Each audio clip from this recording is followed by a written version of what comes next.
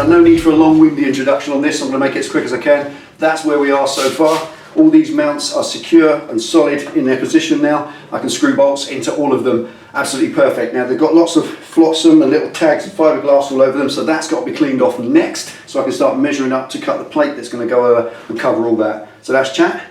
Let's get on with it.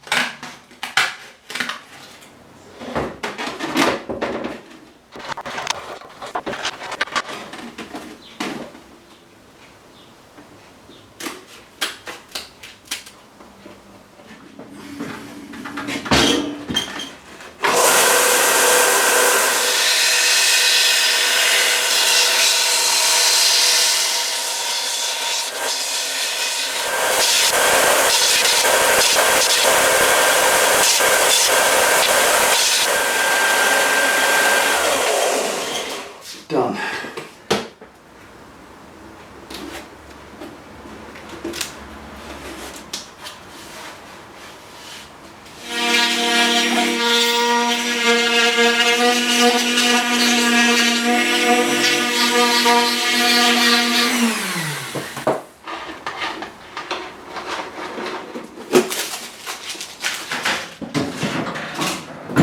Right, there we go. Going to pause it there for now. That's it. I've run out of time. It's 10 past, 5, going to half 2, 2.5 hours for today. Just a little bit of time filling, effective use of time and all that, and I'm very happy with that. There's one Undertray completely fitted into its space. It's trimmed, it's a completely unique shape because the whole thing is asymmetrical, so that's how it has to go. And now I can thicken that up and put a little bulge in the centre of it because it's got to accommodate the battery tray right in the middle, lower down. But that's it, that's the basics done. Join me in a little bit and I'll carry on with the rest as far as you're concerned. For me, it'll be tomorrow. There we are. See you in a bit.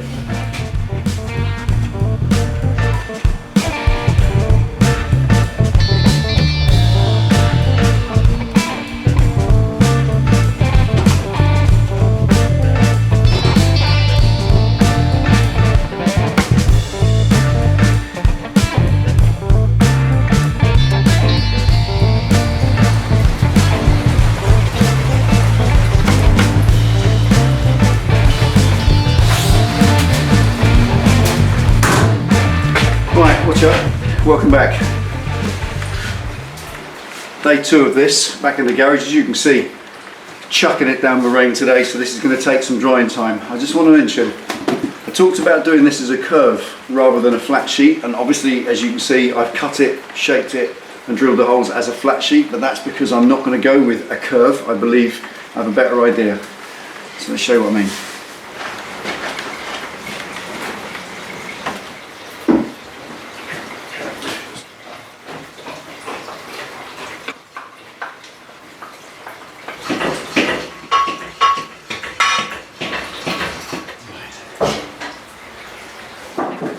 Okay, I did make mention yesterday, or at the first part of the video, at the beginning of it, that what I wanted to do was to mount this and make it kind of rounded to break up and not have just a sudden looking flat board across. And I think that works. That would have been, it's a good idea. However, I thought of a better idea since. That would work, doing it that way, but I'm not so sure that that will end up looking a little bit like a belly sort of hanging down.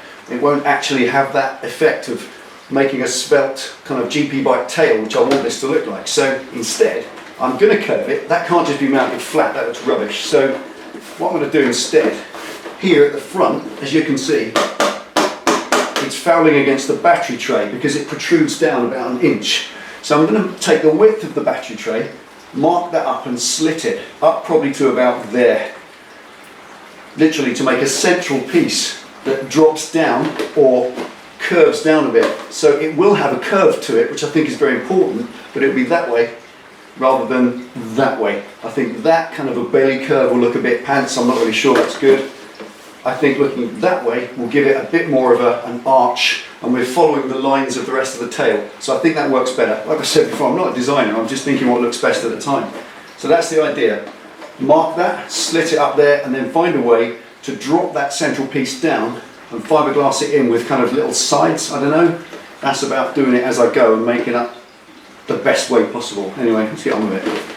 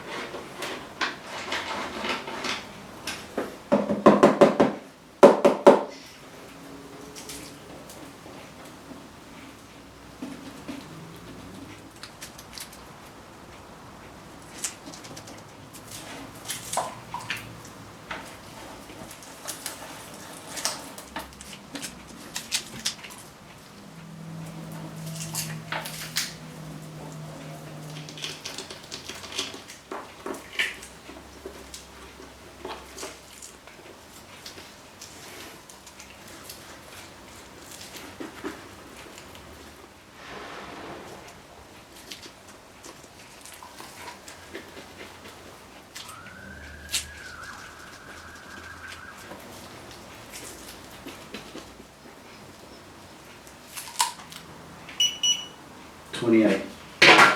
Right, there we are. I can do no more, I'm afraid. I like it as it is now. That's the shape that I wanted to achieve. It's way long, so I can cut it up to the right height, then box it in underneath, and it's way thick, so I can grind these corners round. All this flotsam on here, this will all get ground off, and then the corners will all get rounded in, so it's all nice and smooth. I want it to look like a smooth curve, and then also have that arch that way, which was the aim today, and I'm really, really pleased with that. Glad I didn't do the saggy belly thing. That's much nicer, much more svelte at the back end, and this is still quite floppy. That's why I've screwed it onto here.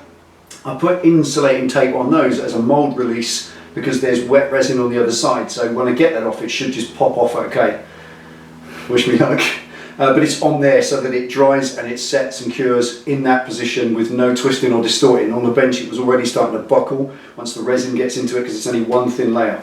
So there we are. I've got to leave that for 48 hours before I can do anything else to it. But in the next video I've got another little tool review for you, something related to the last one that I think you'll rather like. So there we are. Thanks for watching. Take it easy, ride safe. See you next time.